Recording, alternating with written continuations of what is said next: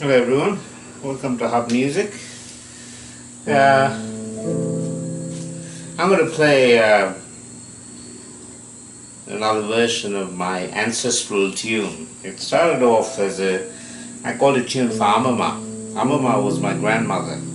Alagaratnam was her name. And she spent the last more than 10 years lying in a nursing home as a prisoner lying in a bed. I was in Melbourne, I didn't know what was being done. And the reason she was lying in the bed is that her 3 daughters were trying to steal all her property. Her 3 daughters and their children.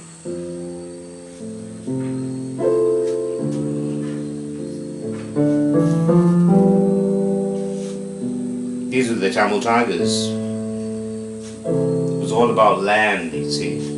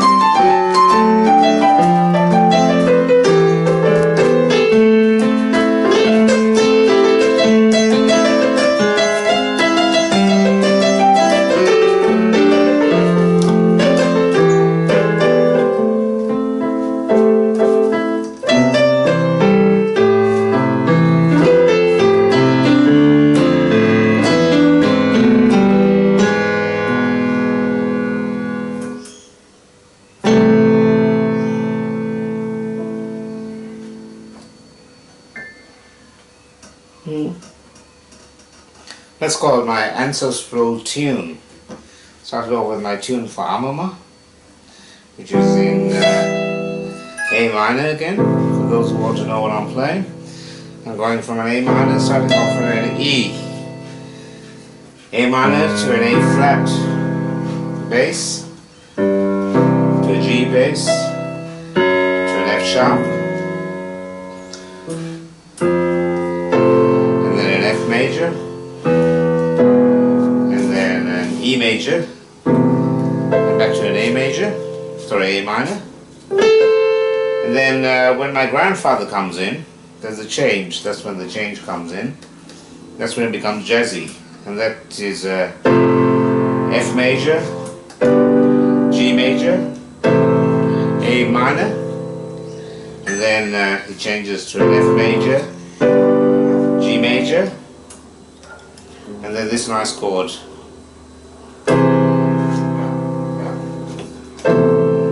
which is G sharp. Yeah, that's it, my ancestral tune. It's also called tune for Amama. Amama. Amama means Amma's Amma, which is the mother of your mother. Amma means mother, and I called her Amama. And she died, as I said, when she was 97, after spending 10 or 15 years lying in a bed, when they could have done a knee replacement and had her walking. But they didn't want her walking, they wanted her prisoner.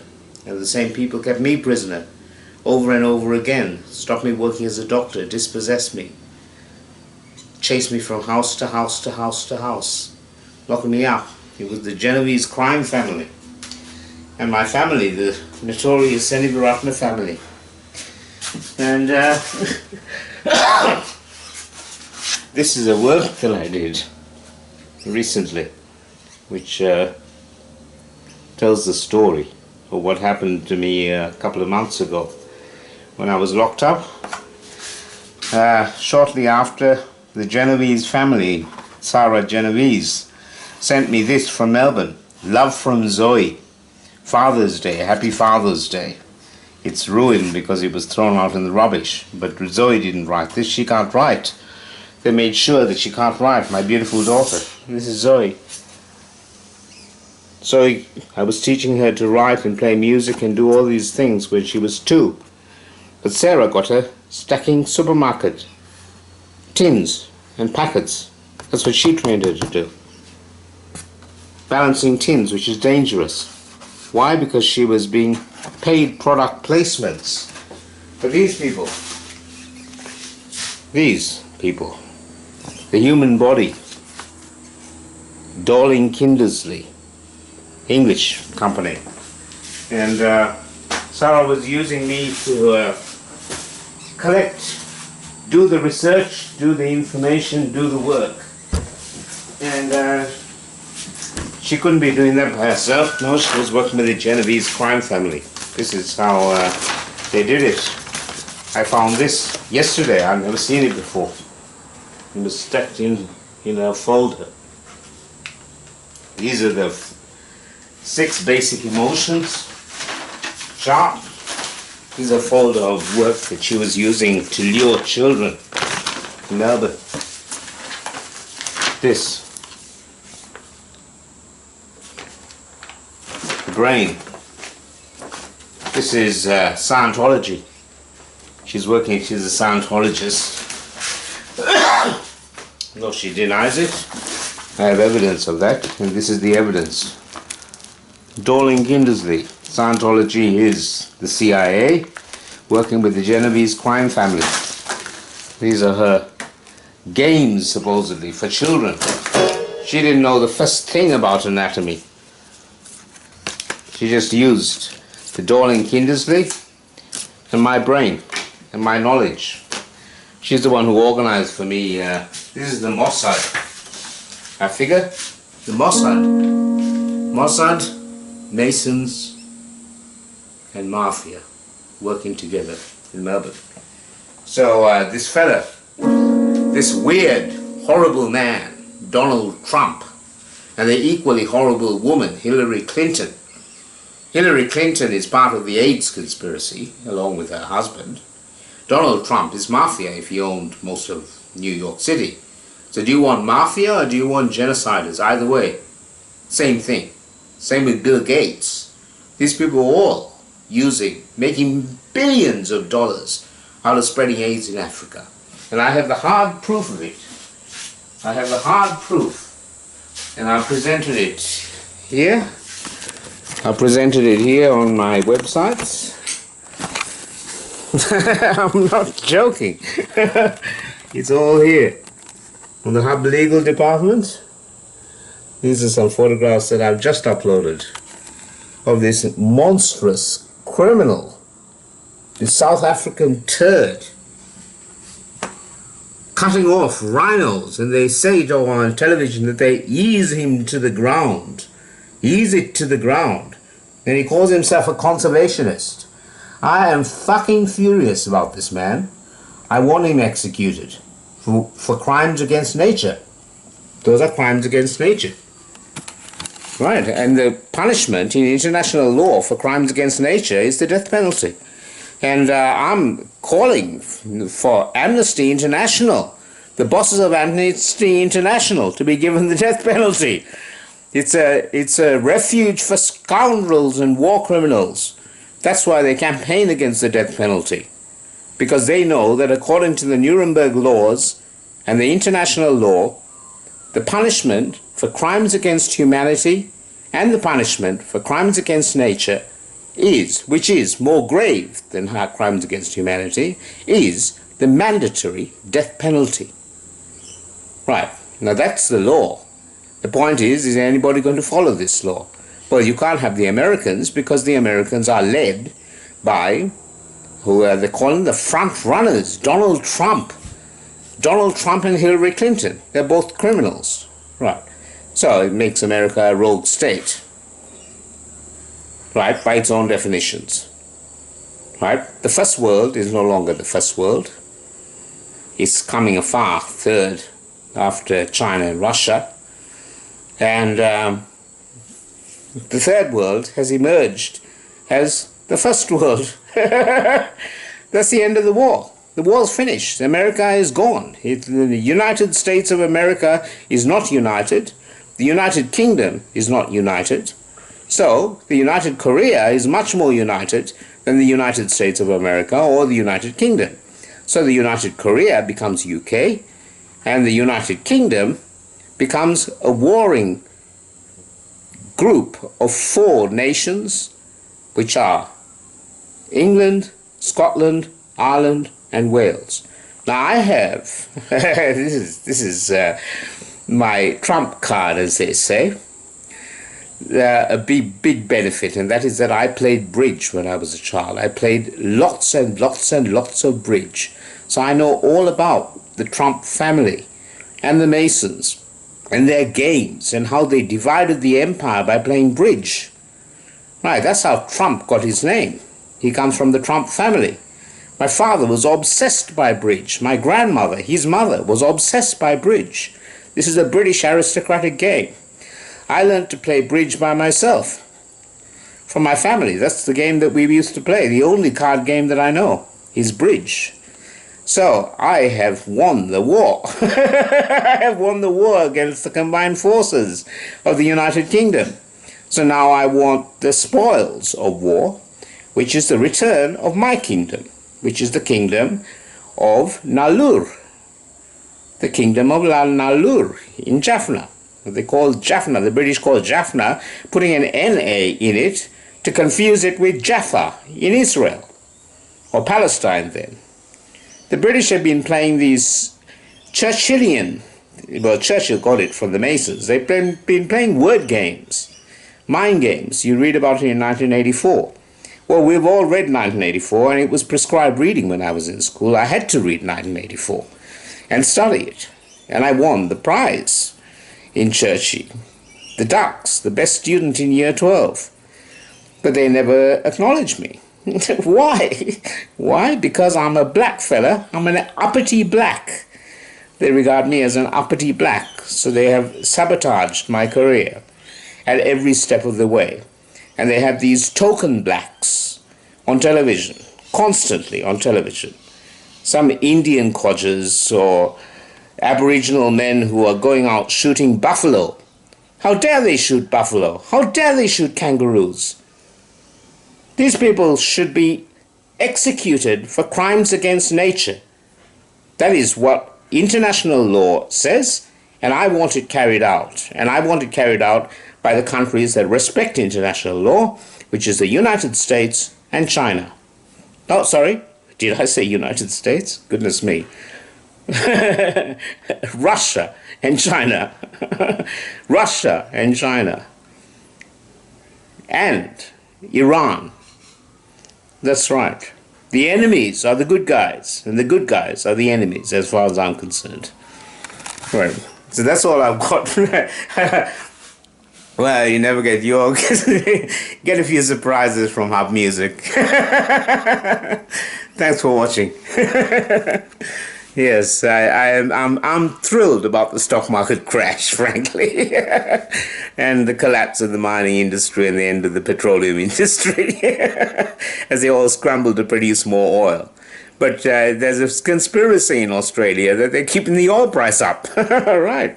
How long is that going to go on for? And nobody's talking about it. Well, I am. And that's what we do at the Holistic University Network. We talk about stuff that the universities are silent about. Okay, thanks for watching.